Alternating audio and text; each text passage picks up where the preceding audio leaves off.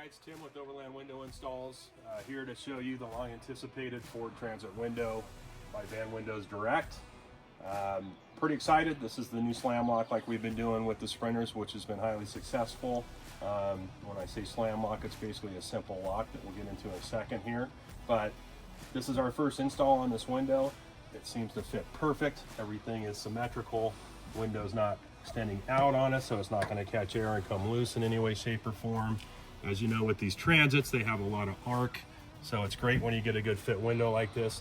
Very simple install for me, and I'm very happy to see that it is symmetrical all the way around. Next, we'll go to the inside. Action.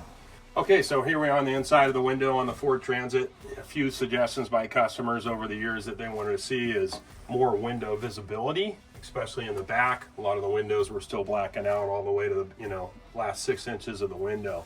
So great visibility on the window, great fit, frame fits well within, no issues as far as your interior trim goes. Obviously, going back to one of my favorite features on this is that it's no longer the manual lock.